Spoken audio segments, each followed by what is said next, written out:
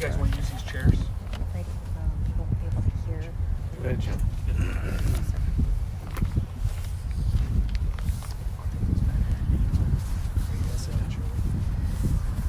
sure this works.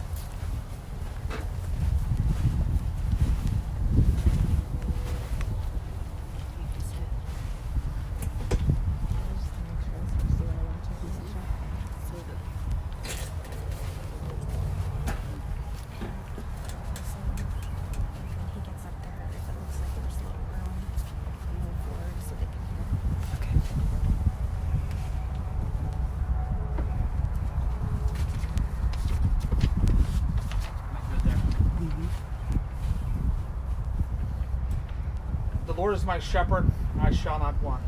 He maketh me to lie down in green pastures. He leadeth me beside the still waters. He restoreth my soul. He leadeth me in the paths of righteousness for his name's sake. Yea, though I walk through the valley of the shadow of death, I will fear no evil, for thou art with me. Thy rod and thy staff, they comfort me. Thou preparest a table before me in the presence of mine enemies. Thou anointest my head with oil, my cup runneth over. Surely goodness and mercy shall follow me all the days of my life, and I will dwell in the house of the Lord forever.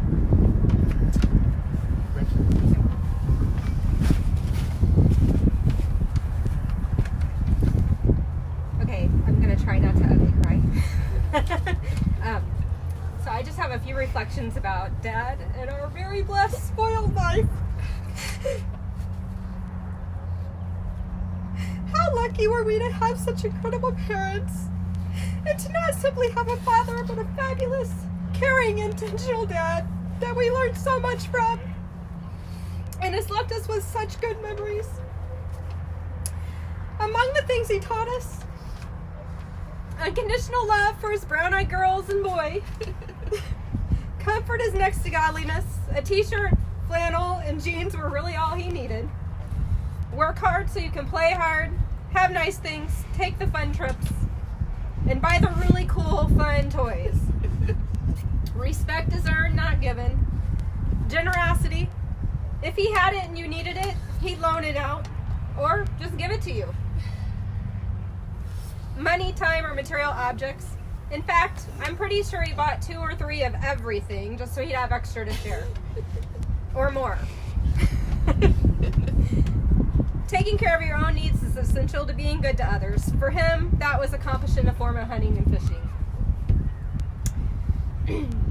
Many amazing memories were captured on film and shared in the tribute video, but the most important moments happened when the cameras were off.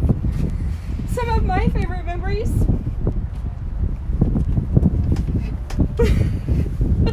Blasting the stereo, driving anywhere.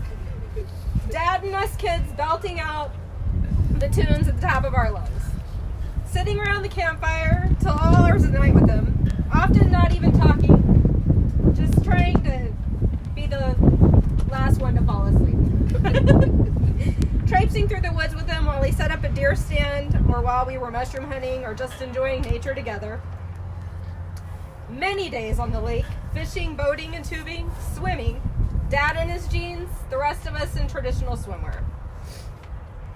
Staying up late and going with him to pick up Mom from work at midnight and getting Jack in the Box on the way there. Family dinner with a home-cooked meal almost every night through young adulthood, and Dad could cook just as well as Mom could. Dropping what he was doing anytime any of us needed him.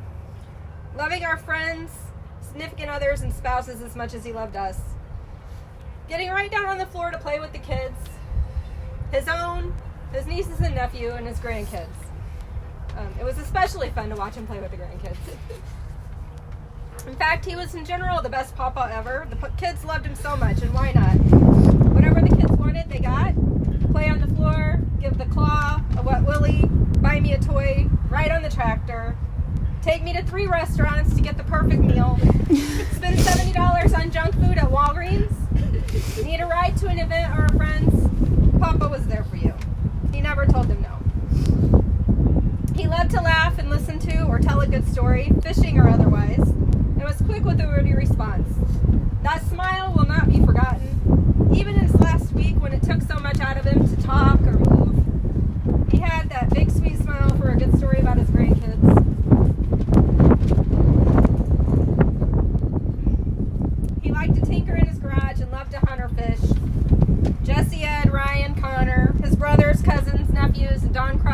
had good hunting and fishing stories with him and about him. He loved a good party, which is why it's so hurtful that we can't have everybody here with us to celebrate his life. Holiday parties, camping, backyard barbecues, family reunions, Ryan's 21st birthday, Jesse's bachelor party, sausage fest, lunch with the guys from Olin, a divorce party, or any other excuse to get together with good people. He loved having people around him to celebrate life with. Although we're sad we can't have everybody here with us to grieve today, he'd probably be laughing at the stay-at-home orders because he really didn't like to be the center of attention, though. He wasn't perfect, of course, but darn close in our eyes. In true Colley fashion, he was stubborn to a fault. And if you invoke that red-headed temper, watch out. In the words of the incredible Peggy Barnett, Jim was a gentle giant. Get him stirred up or mess with his babies or wife, and you knew you were in for a come-to-Jesus meeting. He was quiet but mighty. We feel incredibly fortunate to have been able to bring him home for 5 weeks and make an attempt to take just as good a care of him as he did us for all those years. In closing, I'd like to share a poem by Robert Louis Stevenson that I think is pretty relevant today, and I think you guys will agree. The man is a success who has lived well, laughed often, and loved much, who has gained the respect of intelligent men and the love of children, who has filled his niche and accomplished his task, who leaves the world better than he found it, who never lacked appreciation of earth's beauty or failed to express it, who looked for the best in others and gave the best he had. All things considered, I'd say he was a roaring success. Husband, dad, grandpa, brother, uncle, cousin, friend, he'll be sorely missed.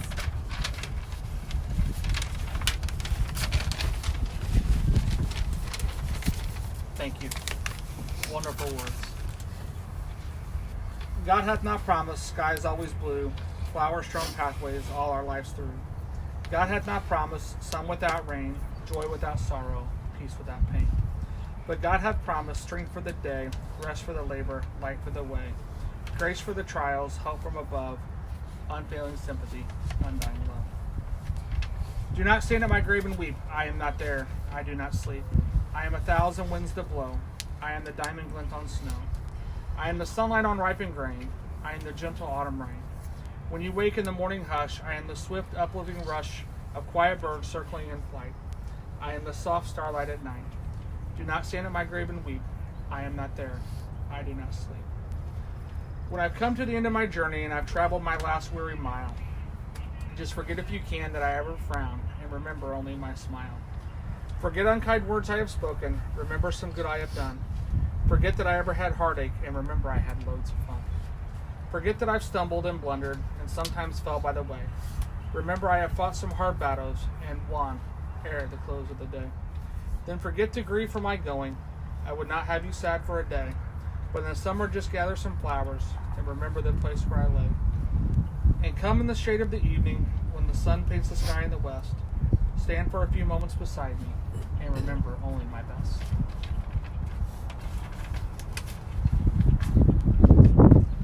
Remember me when flowers bloom early in the spring. Remember me on sunny days and the fun that summer brings. Remember me in the fall as you walk through the leaves of gold. And in the wintertime remember me and the stories that are told. But most of all, remember each day right from the start, I will be forever near, for I live within your heart.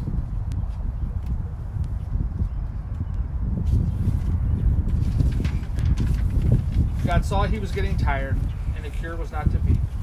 So he put his arms around him and whispered, "Come with me." With tearful eyes we watched him suffer and saw him fade away. Although we loved him dearly, we could not make him stay. A golden heart stopped beating, hard-working hands to rest. God broke our hearts to prove to us he only takes the best. And I'm going to close with the Lord's Prayer. If you know it, feel free to join in. Our Father, who art in heaven, hallowed be thy name. Thy kingdom come, thy will be done, on earth as it is in heaven. Give us this day our daily bread, and forgive us our trespasses, as we forgive those who trespass against us. And lead us not into temptation, but deliver us from evil.